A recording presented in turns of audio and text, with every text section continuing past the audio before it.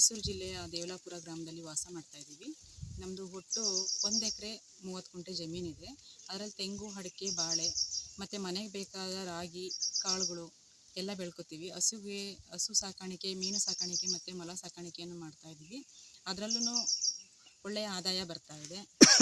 ಹಸುಗೆ ಬೇಕಾದ ಶುಂಠಿ, ಕಡ್ಡಿ ಮತ್ತು ಜೋಳ ಎಲ್ಲ ನಮ್ಮ ಹೊಲದಲ್ಲೇ ನಾವು ಬೆಳ್ಕೊತಾ ಇದ್ದೀವಿ. ಮನೇಲಿ ಕೂತ್ಕೊಳ್ಳೋದ್ಕಿಂತ ಏನಾದರೂ ನಮ್ಮದು ಅಂತ ಒಂದು ಕೆಲಸ ಮಾಡೋದು ಒಳ್ಳೆಯದು.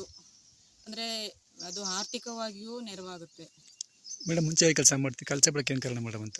ನಾನು ಫಸ್ಟು ಇನ್ಫೋಸಿಸಲ್ಲಿ ಕೆಲಸ ಮಾಡ್ತಾಯಿದ್ದೆ.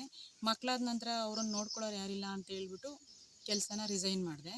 ಮಕ್ಕಳು ಸ್ವಲ್ಪ ಇವಾಗ ದೊಡ್ಡವರಾದ್ರಿಂದ ನಾನು ಕೃಷಿಲಿ ನನ್ನ ಕೆಲಸನ ತೊಡಗಿಸ್ಕೊಂಡಿದ್ದೀನಿ. ಮೇಡಮ್, ಮೊಲ ಎಷ್ಟು ಮೊಲಗಳಿದೆ ಮೇಡಮ್? ಮೊಲಗಳು ನಮ್ಮಲ್ಲಿ 50 ಮೊಲ ಇತ್ತು. ಅಂದರೆ ಈಗ ಯಾರಾದರೂ ಬ್ರೀಡಿಂಗಿಗೆ ಬೇಕು ಅಂದರೆ ಒಂದು ಯೂನಿಟ್ ಲೆಕ್ಕದಲ್ಲಿ ಕೊಡ್ತೇನೆ. ಯೂನಿಟ್ ಅಂದರೆ ಒಂದು 7 ಹೆಣ್ಣಿರುತ್ತೆ, 3 ಗಂಡಿರುತ್ತೆ. ಅದು ಒಂದು ಯೂನಿಟ್ಗೆ 13,000 ಥರ ಕೊಡ್ತೀನಿ. ಈ ಪೆಟ್ ಶಾಪ್ ಅವ್ರು ಬಂದು ಅಂದರೆ 1 ತಿಂಗಳು ಮರಿಗಳ್ನು ತೊಗೊಂಡು ಹೋಗ್ತಾರೆ. ಅದನ್ನು ಪೇರ್ 500 ರೂಪಾಯಿ ಥರ ಕೊಡ್ತಾಯಿದ್ದೀನಿ. ನೀವು ಕೃಷಿ ಹೊಂಡ ಮಾಡಿದ್ದೀರಿ, ಎಷ್ಟು ಸಾಕ್ತಾ ಮೀನು ಮೇಡಮ್? ಅದರಲ್ಲಿ 1,000 ಬಿಟ್ಟಿದ್ದೀವಿ ಸರ್. ಅದರಲ್ಲಿ ಕಾಟ್ಲಾ ಬಿಟ್ಟಿದ್ದೀವಿ ಮತ್ತು ತಿಲಾಪಿಯಾ ಮತ್ತು ಕಾಮನ್ ಕ್ರಾಫ್ಟು ಟೋಟಲ್ ಎಲ್ಲ ಸೇರಿ ಇನ್ನೂ 1000 ಬಿಟ್ಟಿದ್ದೀವಿ ಸರ್. ಲಾಭ ಇದೆ ಕೃಷಿ ನಮ್ಮ ಮೀನುಗಾರಿಕೆ ಲಾಭ ಇದೆಯಾ? ಮೀನುಗಾರಿಕೆಯಲ್ಲಿ ಅದು 6 ತಿಂಗಳಿಗೆ ಒಂದ್ಸಲ ಕಟಾವು ಬರುತ್ತೆ ಸರ್. ಅಂದರೆ ಅದರಲ್ಲೂ ಪರವಾಗಿಲ್ಲ ಸರ್, ಲಾಭ ಚೆನ್ನಾಗಿದೆ. ಲಾಭ ಪರವಾಗಿಲ್ಲ ಸರ್.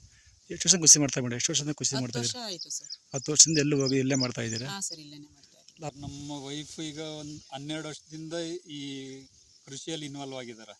ಆ್ಯಕ್ಚುಲಿ ಅಂದರೆ ನನ್ನ ಮಗ ಹುಟ್ಟಿದ ಮೇಲೆ ಅವ್ರ ಜಾಬ್ನ ಕ್ವಿಟ್ ಮಾಡಿದರು. ಅಂದರೆ ಮಗ ನೋಡ್ಕೊಳಕ್ಕಾಗಿ ಯಾರು ಇರಲ್ಲ ಮನೇಲಿ, ಅಮ್ಮನಿಗೆ ಏಜ್ ಆಗಿದೆ ಮತ್ತು ಸ್ಟ್ರೋಕ್ ಆಗಿರೋದ್ರಿಂದ ಅವ್ರ ಕೈಲಿ ಆಗಲ್ಲ ಅಂತೇಳಿ ಜಾಬ್ ಕ್ವಿಟ್ ಮಾಡಿದರು.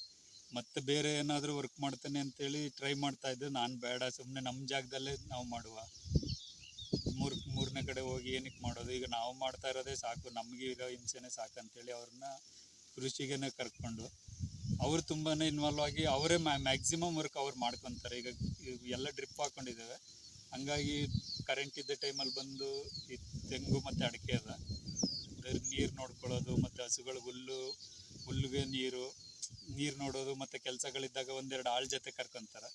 ಮ್ಯಾಕ್ಸಿಮಮ್ ವರ್ಕ್ ಅವರೇ ಕಂಪ್ಲೀಟ್ ಮಾಡಿರ್ತಾರೆ. ಎಷ್ಟು ತೆಂಗಿನ ಮರ ಇದೆ ಸರ್?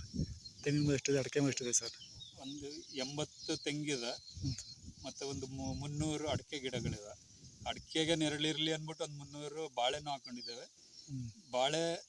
ಬಾಳೆಯಲ್ಲಿ ತುಂಬಾ ಆದಾಯ ಇದೆ ಸರ್. ಅಂದರೆ ಒಂದೊಂದು ಟೈಮಲ್ಲಿ ಅದ್ರ ರೇಟ್ ಸಿಕ್ಕಿದಂಗೆ. ಆ್ಯಕ್ಚುಲಿ ನಾನು ಹಾಕಿದ್ದು ನನಗೇನು ಲಾಸ್ ಆಗಲಿಲ್ಲ. ಈ ಅಡಿಕೆ, ತೆಂಗು ಇವೆಲ್ಲ ಹಾಕ್ಲಿಕ್ಕೆ ನಾನು ಏನು ಖರ್ಚು ಮಾಡಿದ್ದೆ ಅದು ಒಂದೇ ಫಸ್ಲಲ್ಲಿ ಬಾಳೆಯಿಂದನೇ ಕವರ್ ಆಯ್ತು ನನಗೆ.